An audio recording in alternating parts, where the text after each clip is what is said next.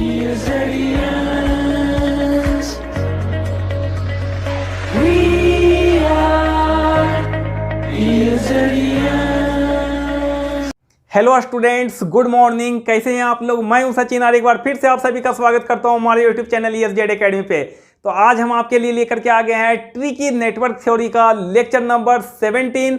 तो जैसा कि आपको पता है कि यहाँ पे हमारा ट्रिकी नेटवर्क थ्योरी का सीरीज चल रहा है और इस सीरीज में हम लोग पढ़ने वाले हैं अच्छे अच्छे question with concept and with tricks. तो आज हम आपके लिए जो क्वेश्चन लेकर के आए हैं ये गेट इलेक्ट्रिकल इंजीनियरिंग में आया हुआ क्वेश्चन है। तो आइए देखते हैं इसे आज हम लोग किस तरह से सॉल्व कर सकते हैं। ठीक है, सबसे पहले क्वेश्चन हम लोग पढ़ लेते हैं। If all resistances shown in the figure are of 1 ohm then find the value of I. Option A 1/15 ampere, option B 2/15 ampere, option C 4/15 ampere and option D 8/15 ampere. ठीक है, तो देखिए यहाँ पर अगर मैं बात करूँ ये करंट का वैल्यू क्या होगा, तो अगर आपको मैं बताऊँ कि यहाँ पर अगर सपोज दैट आपके पास में एक बहुत ही कॉम्प्लिकेटेड नेटवर्क दिया हुआ है, एक बहुत ही कॉम्प्लेक्स नेटवर्क है और यहाँ पे ये आपका टारगेट टर्मिनल है AB और इस टारगेट टर्मिनल पे अगर आपका कोई एक वोल्टेज सोर्स कनेक्टेड है V वोल्ट का और यहाँ से करंट अगर इंटर कर रहा है इस नेटवर्क में I,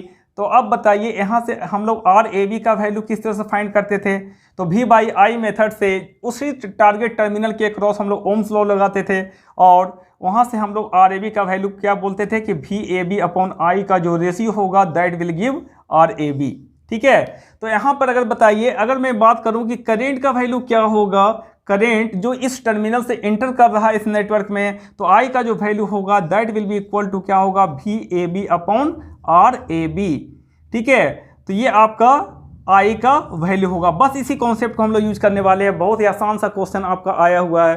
ठीक है, तो अगर हम लोग बात करें so this is the target terminal, इसको मान लेते हैं दिस टर्मिनल इज A और दिस टर्मिनल इज B और आपका ये पूरा नेटवर्क इस तरह से कनेक्टेड है। ठीक है, ये आपका पूरा नेटवर्क हो गया, दिस इज द नेटवर्क।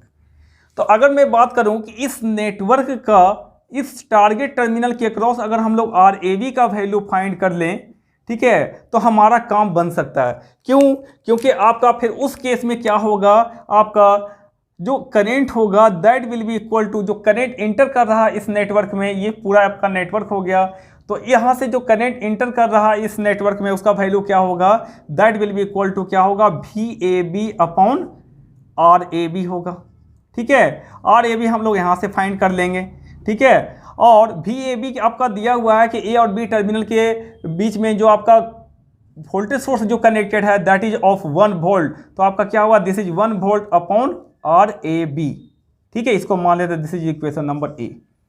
ठीक है, तो मेन एम हमारा क्या है यहाँ पे कि इस गिवन नेटवर्क का इक्विवेलेंट रेजिस्टेंस फाइंड करना अक्रॉस द टर्मिनल AB। जैसे ही RAB का वैल्यू आप फाइंड कर लोगे डायरेक्टली ओम्स लॉ लगा करके यहाँ से आपका I का वैल्यू जो हो जाएगा that is VAB/RAB that is 1 volt/RAB। ठीक है, तो सबसे पहले I हम लोग फाइंड करते हैं equivalent resistance across the terminal AB। ठीक है, तो अब देखिए यहाँ पर हम लोग देखेंगे कनेक्शन किस तरह का किया हुआ है। सबसे पहले आइडेंटिफाई कर लेते हैं कि कौन सा पैरेलल कनेक्शन और कौन सा सीरीज कनेक्शन में यहाँ पे बेसिकली एग्जिस्ट कर रहा है। ठीक है, तो अब देखिए अगर मैं बात करूँ तो यहाँ पर मैं मान लेता हूँ दिस टर्मिनल इज B, तो ये भी टर्मिनल क्या हो जाएगा आपका, यहाँ से यहाँ तक पूरा शॉर्ट है तो ये भी टर्मिनल क्या हो जाएगा, B हो जाएगा।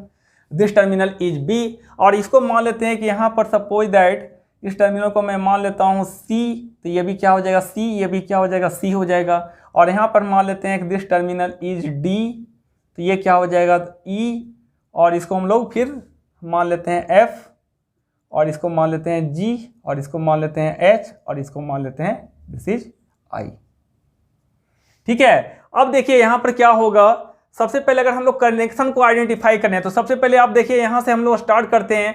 तो आप देखिए यहाँ F2B क्या कनेक्टेड है 1 ohm और अगेन F2B क्या कनेक्टेड है 1 ohm कनेक्टेड है। तो मैंने बताया है कि अगर दो सेम पॉइंट के बीच में अगर डिफरेंट एलिमेंट कनेक्टेड होते हैं तो वो कैसा कनेक्शन होता है, that is a parallel connection. अगर दो सेम पॉइंट के बीच में डिफरेंट एलिमेंट कनेक्टेड होते हैं तो वो पैरेलल कनेक्शन होता है।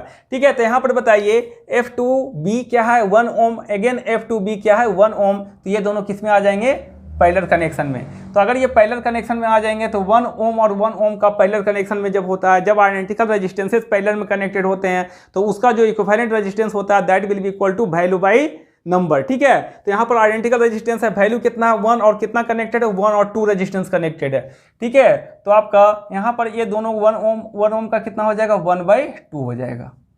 ठीक है, अगेन इसको देखिए आप, ये आपका G2B 1 ओम, सारे रेजिस्टेंसेस 1 ओम के हैं, G2B 1 ओम और G2B 1 ओम थी, ये दोनों भी पैरेलल कनेक्शन में थे, इसका भी क्या हो जाएगा 1/2। अगेन सिमिलरली इसका भी क्या हो जाएगा आपका 1/2 और यहाँ पर भी क्या हो जाएगा 1/2, ये सारे पैरेलल कनेक्शन में।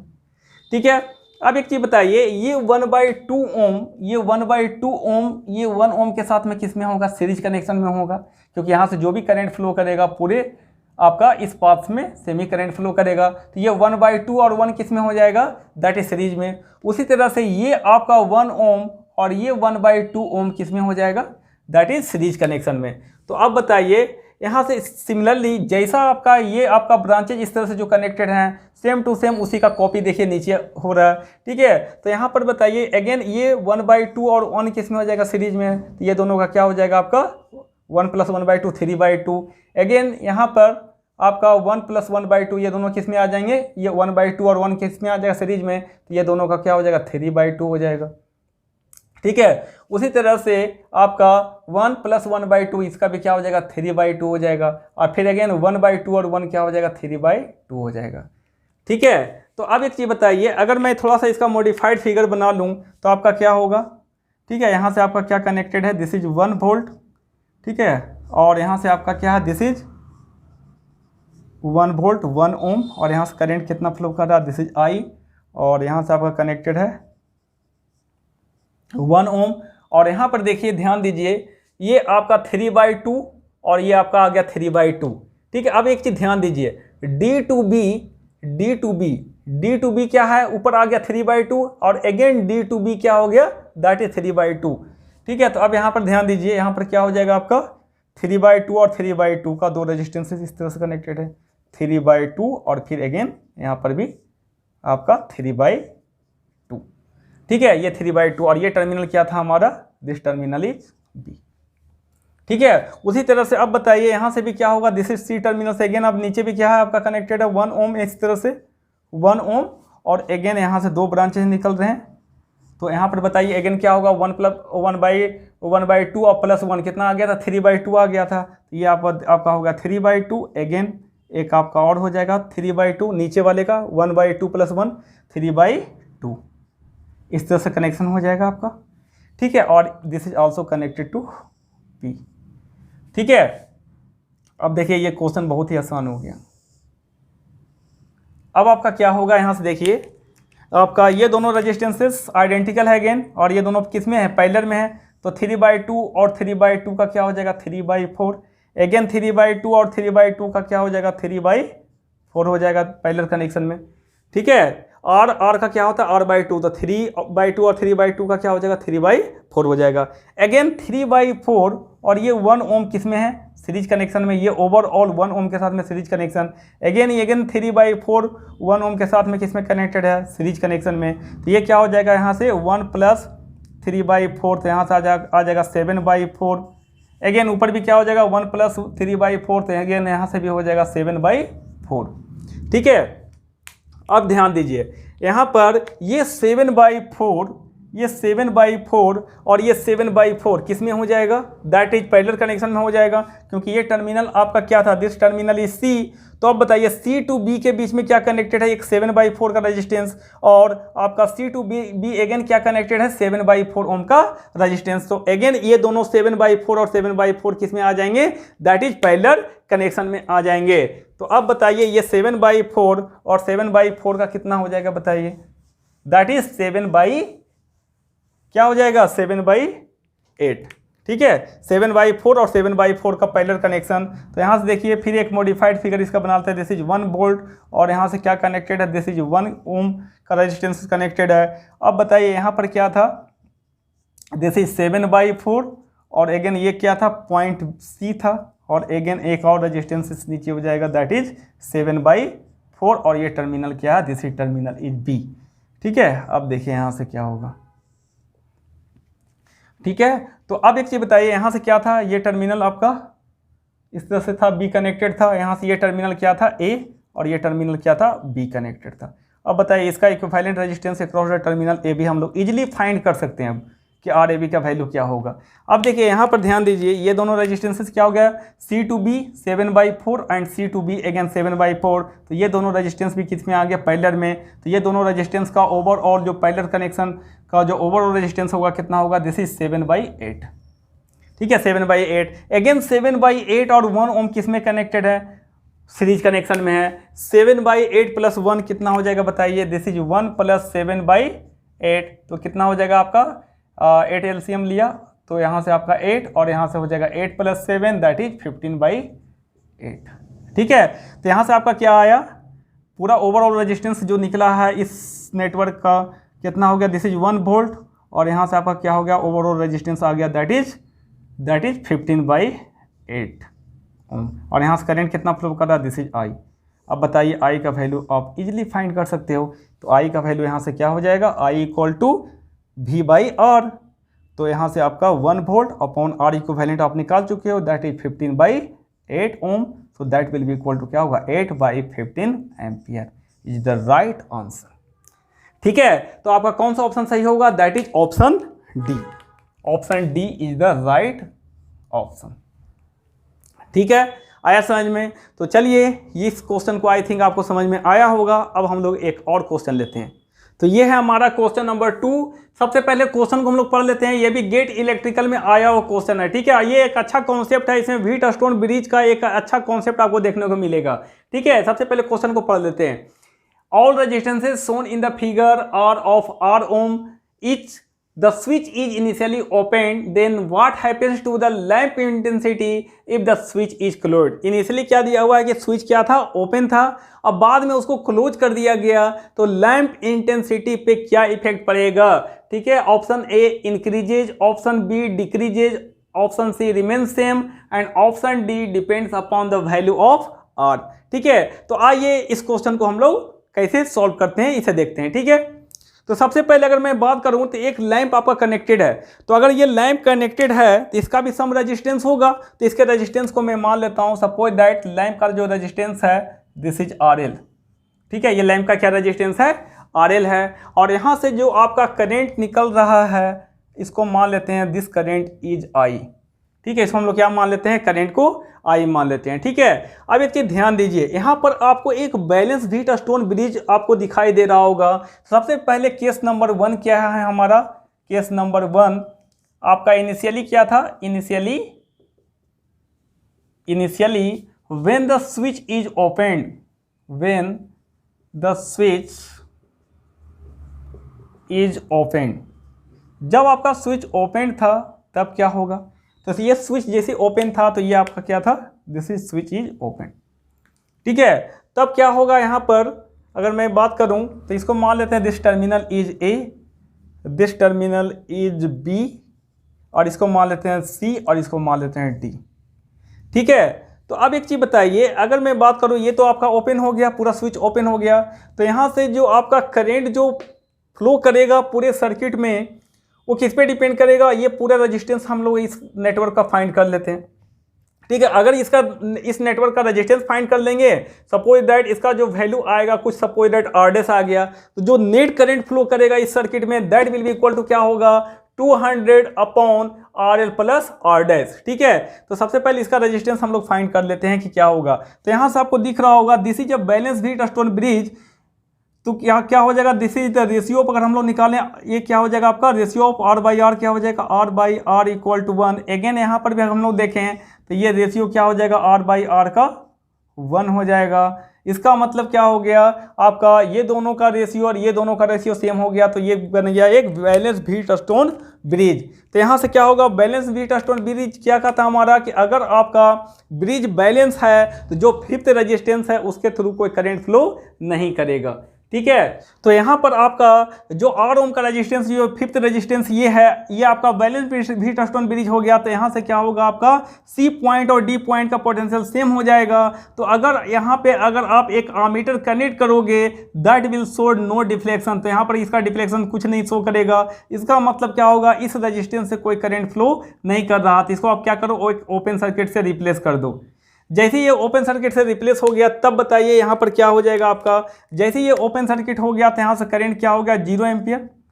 यहाँ से क्या हुआ, करंट 0 एम्पियर। तो जो भी करंट यहाँ से आई आया, जो भी करंट आई आया वो इस तरह से फ्लो करेगा। कुछ करंट आपका इसमें जाएगा और कुछ करंट इस पाथ से फ्लो करेगा।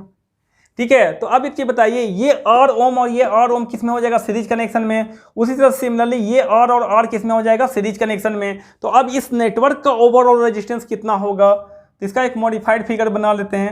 इसका एक मॉडिफाइड फिगर बना लेते हैं। दिस इज 200 वोल्ट और यहाँ पर आपका अगर हम लोग बात करें तो आर का क्या हो जाएगा, 2R। तो ये आपका हो गया यहाँ पर दिस इज 2R और अगेन आर का क्या हो जाएगा, ये दोनों सीरीज में आ जाएंगे। ठीक है। तो ये क्या आ जाएगा आपका, दिस इज 2R, ये आपका 2R आ जाएगा। और यहाँ से क्या कनेक्टेड था, एक लैंप कनेक्टेड है जिसके रेजिस्टेंस को मैंने मान लिया है कितना, RL। ये लैंप कनेक्टेड, इसका रेजिस्टेंस कितना, RL है। अब बताइए इस केस में ये दोनों रेजिस्टेंस का क्या हो जाएगा, आपका पैरेलल कनेक्शन में है ये दोनों। तो 2R का क्या हो जाएगा, R, और यहाँ से जो करंट फ्लो कर रहा है दिस इज I। तो बताइए इनिशियली जो I का वैल्यू होगा that will be equal to क्या होगा, 200 अपॉन R प्लस RL। ये आ गया, इसको मान लेते हैं इक्वेशन नंबर 1। ठीक है। तो अब देखिए सेकेंड कंडीशन में क्या हो रहा था, जब हम लोग स्विच को क्लोज कर देंगे तब क्या होगा। ठीक है। अब देखिए स्विच क्या हो चुका है, क्लोज हो चुका है। तो स्विच क्लोज होने के बाद में अगर उसमें करंट चेंज नहीं होगा तो उसका इंटेंसिटी भी चेंज नहीं होगा। तो चलिए देखते हैं, अगर हम लोग स्विच को क्लोज कर देते हैं तब देखिए कि क्या कंडीशन आने वाला है। ठीक है। तो यहाँ से स्विच को हम लोग क्या करते हैं, एक नेटवर्क, उसी तरह का नेटवर्क आपका बना लेते हैं। आपका इस तरह से कनेक्टेड था, दिस इज R ओम, और यहाँ से भी क्या था, दिस इज R, और यहाँ से भी क्या कनेक्टेड था, R ओम। ठीक है। और यहाँ से भी आपका दिस इज R ओम। ठीक है। और यहाँ से स्विच आपका कनेक्टेड था। ठीक है। अब स्विच क्या हो चुका है, स्विच हो चुका है क्लोज। यहाँ जो स्विच कनेक्टेड था, अब स्विच क्या हो चुका, क्लोज हो चुका। तो इसको क्लोज कर देते हैं, स्विच क्लोज हो चुका है। ठीक है। जैसे स्विच क्लोज हो जाएगा इसका मतलब क्या हो जाएगा कि अगर मैं मान लूँ कि ये पॉइंट A है तो ये भी पॉइंट क्या हो जाएगा, A हो जाएगा। ये भी पॉइंट A हो जाएगा, ये भी पॉइंट क्या हो जाएगा, A हो जाएगा। ठीक है। इसका मतलब ये क्या हो जाएगा, शॉर्ट सर्किट हो जाएगा यहाँ से यहाँ, क्योंकि सेम पॉइंट हो गया। ठीक है। तो यहाँ पर क्या हो जाएगा, ये शॉर्ट सर्किट से रिप्लेस हो जाएगा। ठीक है। तो मेरा मेन नेटवर्क आपका जो इस टाइप का बन गया। तो अब एक चीज़ बताइए, स्विच के क्लोज होने के बाद क्या ये व्हीटस्टोन ब्रिज के बैलेंसिंग कंडीशन पर इफेक्ट पड़ रहा है क्या। ठीक है। उस समय भी करंट 0 था और अभी भी फिफ्थ रेजिस्टेंस के क्रॉस जो करंट जो फ्लो कर रहा है इसके क्रॉस, ठीक है, वो क्या है आपका 0 है, क्योंकि सेम पोटेंशियल पे आ गए। क्योंकि करंट ऑलवेज फ्लो करता है higher potential to lower potential. तो यहाँ पर भी क्या होगा आपका, ये बैलेंसिंग कंडीशन इसका मेंटेन रहेगा। यहाँ पर भी क्या हो गया, this is R/R equal to 1 ohm, और अगेन यहाँ पर क्या हो जाएगा, R/R इक्वल टू 1 ओम। ठीक है। तो इसके बैलेंसिंग कंडीशन पे कोई इफेक्ट नहीं पड़ रहा है, क्योंकि इस रेजिस्टेंस के थ्रू अभी भी करंट क्या है, 0 एम्पियर फ्लो कर रहा है, क्योंकि ये बैलेंसिंग कंडीशन है। ठीक है। तो अब बताइए, पहले जब इनिशियली स्विच ओपन था तो करंट कितना फ्लो कर रहा था, I equal to 200 upon R plus RL। और केस नंबर 2 हमारा क्या हो गया, case number 2, when the switch is closed, when the switch is closed, जैसे स्विच क्लोज्ड हो गया तब क्या हुआ आपका, अगेन तो उस नेटवर्क में अभी भी करंट कितना फ्लो कर रहा है। अब देखिए यहाँ से ये 200 वोल्ट था और ये लैंप का रेजिस्टेंस कितना था, दिस इज RL। और यहाँ पे अगर मैं बात करूँ तो ये व्हीटस्टोन ब्रिज का बैलेंसिंग कंडीशन पे कोई इफेक्ट नहीं पड़ा था। तो यहाँ पर क्या होगा, अगेन दिस इज ये, तो इसमें क्या होगा, जब बैलेंसिंग कंडीशन इसका मेंटेन रहेगा तो अगेन क्या हो जाएगा आपका, इस ओवरऑल नेटवर्क का जो रेजिस्टेंस होगा that will be equal to R होगा। तो यहाँ पर क्या था, 2R था, ऊपर वाले का ये दोनों किस में आ गया, सीरीज में, नीचे वाले दोनों सीरीज में, क्योंकि इसके थ्रू कोई करंट फ्लो कर नहीं रहा है। तो अब क्या होगा, ये 2R और अगेन क्या हो जाएगा, दिस इज 2R, और 2R का क्या हो जाएगा, अगेन ये दोनों रेजिस्टेंस का R हो जाएगा। ठीक है। तो अब एक चीज़ बताइए, केस नंबर 2 में जब आपका स्विच क्लोज हो चुका था उस समय करंट क्या था, मान लेते हैं आई डैश, तो आई डैश का वैल्यू कितना हो गया 200/RL प्लस अगेन इस नेटवर्क का रेजिस्टेंस कितना R है। तो दिस इज इक्वेशन नंबर 2। क्या करंट चेंज हो रहा है स्विच पे डिपेंड कर रहा है क्या? ठीक है, इनिशियली जब स्विच ओपन था तो भी करंट कितना फ्लो कर रहा था 200/R प्लस RL, और जब स्विच क्लोज कर दिया गया तो भी करंट कितना फ्लो कर रहा है I dash equal to 200/RL plus R। इसका मतलब यहाँ पर अगर हम लोग बात करें तो करंट में कोई चेंजिंग नहीं हो रहा है अगर स्विच का पोजीशन चेंज किया गया। दैट इज यहाँ पर जो आपका I डैश है दैट इज इक्वल टू क्या है I है। और अगर करंट चेंज नहीं हो रहा सर्किट में, इसका मतलब लैंप इंटेंसिटी पर भी कोई इफेक्ट नहीं पड़ेगा, क्योंकि करंट का क्या होता है आपका, अगर करंट से डायरेक्टली प्रोपोर्शनल होता है इंटेंसिटी, इसका मतलब अगर करंट चेंज नहीं हो रहा है तो वहाँ पर इंटेंसिटी भी चेंज नहीं होगा। दैट इज बोल सकते हैं कि lamp intensity will remain same,